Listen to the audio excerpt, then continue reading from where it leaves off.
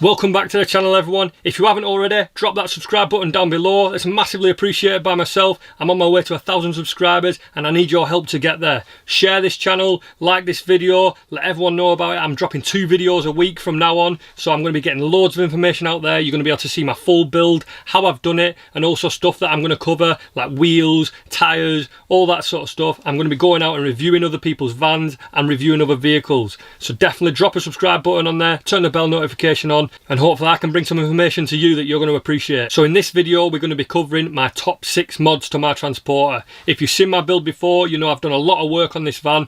The build has pretty much been all myself, apart from the unit. I paid someone to build the unit, but then I ended up fitting it myself. But everything else has been myself. So here's my top 6 mods. Mod number 1 is my front seats. They're my pride and joy. I got them out of an Audi RS5. Napa leather, electric motors, really convert that cab into much more of a car feel. You don't feel like you're getting into a van, you feel like you're getting into a luxurious car. And I feel a lot of it when you're driving your vehicle is how you feel when you're sat behind the steering wheel. It can be great if it looks fantastic from the outside, but of course you don't see it when you're driving it. And if you're sat in a comfortable car, sat in a comfortable seat with a nice steering wheel to grab hold of, nice leather steering wheel, sat in your electric motor chairs, it's good. It makes you feel good when you get in the vehicle, and for sure if you've done it yourself it feels even better. I have done a full video on me fitting my seats, on how you can go about fitting some seats to your vehicle, where you can fit any seat into any vehicle, and this video is a good reference for you to use when you're designing your seat bases and getting your electrics to work with your vehicle. So number 2, my second favourite mod to this is the sound deadening. Now again, similar situation to the front seats. The sound deadening has just turned this van from a rattly shell into much more car-like vehicle. And by car-like I just mean it's nice and quiet in the cab, it's nice to drive, you don't have to have the music too loud because it's the ambient noise is very, very quiet. It means that for these videos, this is the best place I've got to record these videos. The acoustics is absolutely dead, and it's just lovely to be able to come in here, and it's the most quiet place I've got. If I ever want to relax, I can come in here. Even if I'm sat in my driveway, I'll just come into the back of this vehicle and it's quiet. I can barely hear what's going on outside. The weakest point is the windows themselves. So definitely that sound deadening is a big thing for me. And second to that, I suppose it does add as a level of sound deadening anyway, but it's the front carpet. I'm going to tie this into number 2, but the carpet in the front, it just makes it feel so much better. It looks better, it feels better, it's nicer when you've got it cleaned. It doesn't have them black rubber stains what you get where you need to cherry blossom it to make it look nice again. It just, again, I'm going for that car feel. I've got a nice mat over it, so I don't even see the majority of the carpet, but just where it goes over them wheel arches and just goes over the middle, it just feels so much better than that standard van floor that came in it. And what I've also been able to do is I've covered up those holes what were from the bench seat what I removed, which means that I've got a nice clear walkway through. But my mat what I bought for it as well, that has a runway going through the middle anyway, so it just adds that next level of comfort to the vehicle, certainly for me anyway. And number 3 is the wheels and coilovers. Now this is just an aesthetic thing. You putting the wheels on and lowering it just looks so much better, and I get people like swampers and like to lift them, but for me I dropped mine, I put some nice wheels on there, and I've gone for that car look. One thing I have done is the coilovers were absolutely smooth as butter. I went for the cheap Stance Plus coilovers when they first came out. When the guy first released them, I messaged him. I wanted to be one of the first with his products. I was one of the first people to get them sent. I did a completely non-biased review when I got them. I've got no ties with them, and it was just a blog review. It wasn't a vlog, but when I first got them, I did the review, the fitting, installation guides and all that sort of stuff, and they were flawless. On my original wheels, I think I had 17-inch wheels on the standard Highline. On the original wheels and tyres, it was smooth as butter. It really changed the vehicle. Since I put the 20-inch alloy wheels on there, the back has become awful. But fortunately I don't have to sit there while I'm driving, but the back is really bumpy.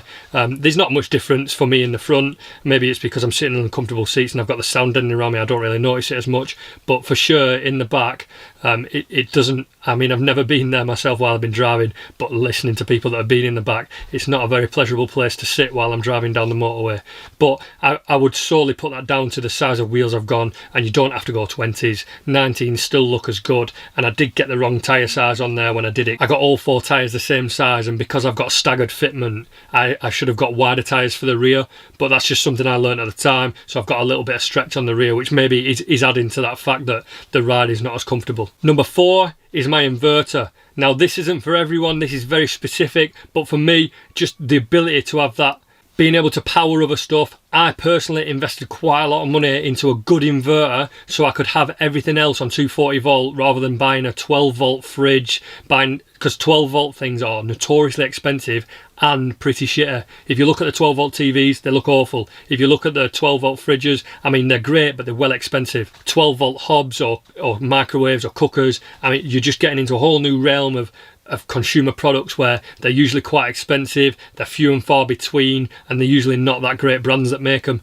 Of course, I would agree with you that the 12 volt fridges by Dometic are probably the best fridges that you can get for your van, but they are just crazy expensive. There's just no need for them to be that much, and if you can get a 230 volt fridge that's going to perform the same, run through your inverter, and by getting a quality inverter I mean that the power factor is quite good, so you're not going to be wasting much energy by inverting that voltage. Number 5 for me, and again totally subjective, it might not be relevant for you, but it's the pop top. One of the reasons why I bought this fan is because it's so small, you can drive it around normal towns, park it in normal spaces, go in normal car parks, and what the pop top does for me is it transports that van, or transforms that van from what is a relatively small van in the back, and it almost doubles it. I went for a Stealth low life pop top. It's very low, it's carbon fibre, it's very sleek, and it goes very, very high. So once it's up, I can stand up, and it's also got a bed up there as well, so it turns it from a 2 berth into a 4 berth. Not that I ever have 4 people sleeping here, but it's just to have that diversity where if it's quite warm up top, I can pop the pop top, I can get in there and have the canvas zip down. It's nice for sunrisers, it's nice just to get some airflow through the van, and if it is cold I can leave it down and I can sleep on this bed at the back. And also it's like a layer of sound deadening up there as well. I mean, I've got a carbon fibre closed cell foam pop top, I've then got my mattress, I've then got a piece of plywood that's carpet lined, and there's quite a lot of thickness up there. It acts as insulation, it acts as sound deadening, and for me it's one of the biggest things for sure. If you're using your van to camp and that sort of stuff, it's going to be one of the things that you're going to consider getting before all other mods. Don't be one of them people that get to the end of your build, you're finally done, and you think, yes, my van's done, and then you get into the back and you realise it's unusable because you're above 6 foot, and then you have to fit a pop top. If you think that you might need one, you're probably going to need one. There's plenty of people out there that have built camper vans, regretted not fitting one, fitted one at the end, having to cut around all their existing infrastructure, remove units, remove seats just to fit it all in. So definitely, if you're thinking you might need one, you're probably going to regret not getting one. And I can't recommend Stealth Low Life enough. What a fantastic company it is to deal with them. I've got no affiliation, no ties with them at all, but it's just a fantastic chap. Ian from Low Life, he's been so helpful throughout the whole process. I just wanted him to fit the roof. I wanted to trim everything myself, but he even went the extra mile and carpet lined some of the stuff. He carpet lined this bedboard, he carpet lined the roof inside. I also wanted to fit the solar, so I fitted these solar panels, really low profile solar panels, and because it's such a good thick quality roof, closed cell foam, I can just drill straight through.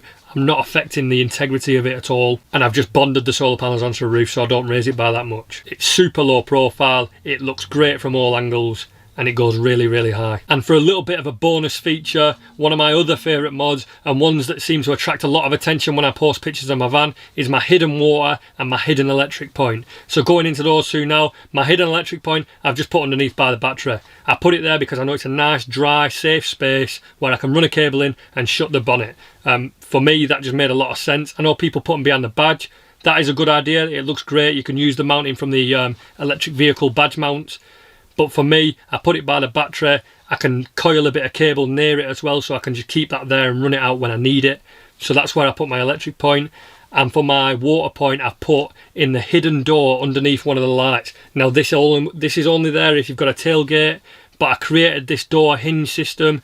I designed it and printed it on a 3D printer. It works perfectly. It only needs one hinge to hold itself. It folds in neatly. I've also 3D printed a little locking mechanism that secures it. It looks really tidy. I mean, I could have probably finished it a little bit better. I ended up hammerwriting it just to keep all the water off. I ended up tiger sealing it to the inside, hammerwriting it, and then I also put some wax spray on the working mechanism of the hinge just to avoid any rust in the future. I still do get a little bit of rust here and there, but it just wipes off because it's a stainless steel hinge.